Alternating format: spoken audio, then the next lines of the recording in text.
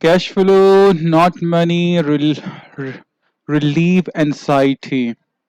Financial struggle and poverty are really financial anxiety problem. They are mental and emotional loop that keep people stuck in what I call the rat race.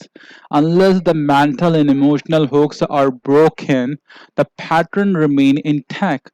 I worked with a banker a few months ago on breaking his pattern to a financial struggle. I am not a therapist, but I have heard experience in breaking my own financial habits instilled by my family. This banker makes more this banker makes more than $120,000 a year, but is always in some sort of financial trouble. He has a beautiful family, three cars, a big house, a vacation home, and he looks the part of a prosperous banker. When I look at his financial statement, however, I found he had a financial cancer that would be terminal in a few years if he did not change his ways. The first time he and his wife played cash flow, he struggled and fidgeted almost uncontrollably. His mind was wandering and he could not seem to grasp the game. After 4 hours of play, he was still stuck. Everyone else had completed the game, but he was still in the rat race. So I asked him as we put the game away what was going on. His only answer was that the game was too hard, too slow, and too boring. I then reminded him of what I had told him before the game started, that all games are reflection of the pupil playing.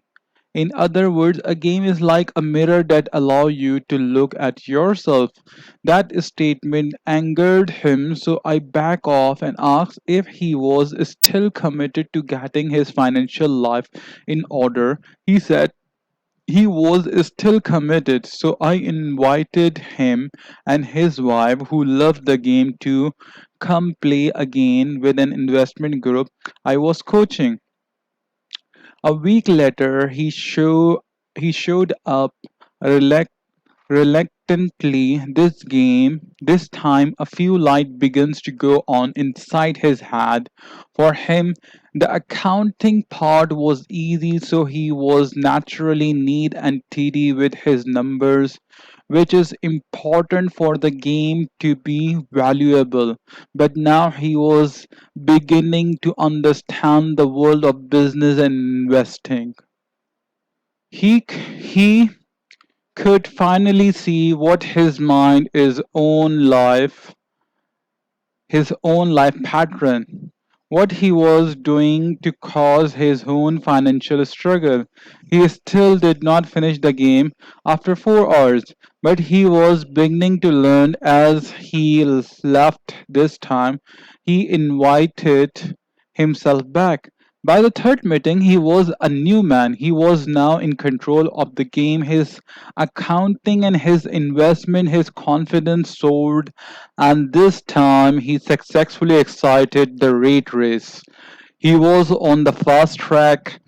This time, as he left, he purchased a game and said, I'm going to teach my kids. By the fourth meeting, he told me on his personal expenses were down.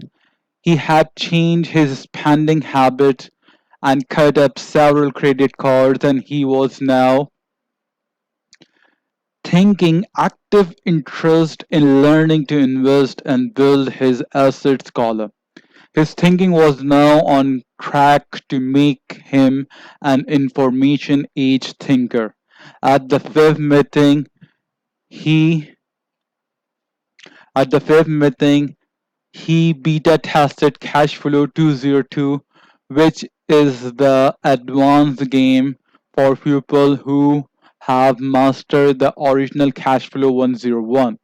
He was now ready and eager to play the fast and risky game that true B and I play.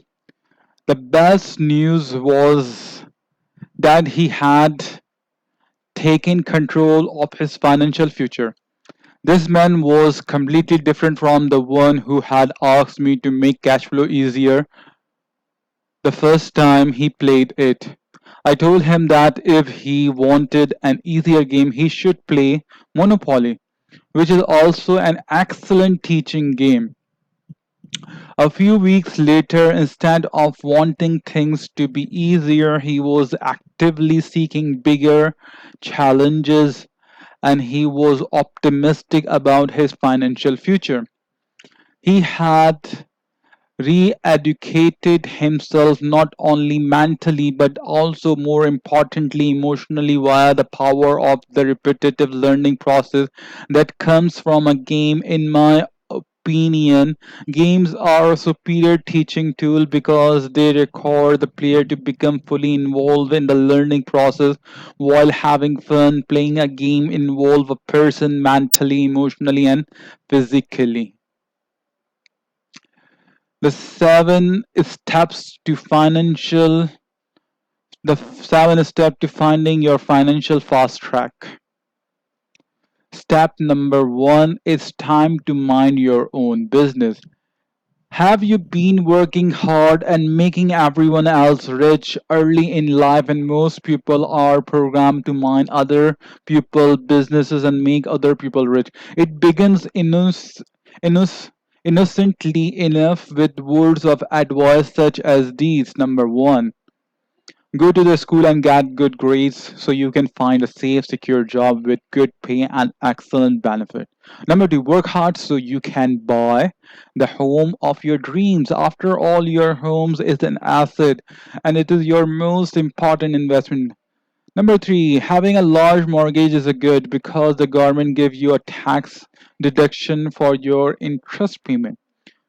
Number four, buy now, pay later, or low down, easy monthly payment, or come in and save money. People who blindly follow these words of advice often become number one employees, making their bosses and owners rich. Number two, debtors, making banks and money lenders rich. Number three, taxpayers, making the government rich. Number four, consumer making many other businesses rich. Instead of finding their own financial fast track, they help everyone else there find their. Instead of minding their own business, they work all their life minding everyone else. By look at the income statement and balance sheet, you can easily begin to see how we have been programmed from an early age to mind everyone else's business and ignore our own business. Income, your mind your own business. Expenses, your mind the government business via taxes. With every other line item expense, you mind a lot of people's business. Balance sheet, assets, liabilities. This is your business. Liabilities, your you mind your banker business. Take action. In my classes, I often ask people to fill out their financial statement. For many people, their financial statement are not a pretty picture simple because they are being misled into minding everyone else's business instead of minding their own business. Number one, your first step, fill out your own personal. Number one, your first step, fill out your own personal financial statement. I have included a simple state income statement and balance sheet as shown in the game cash flow. In order to get where you want to go, you need to know where you are. This is your first step to take control of your life and spend more time minding your own business. Number two, set financial goal.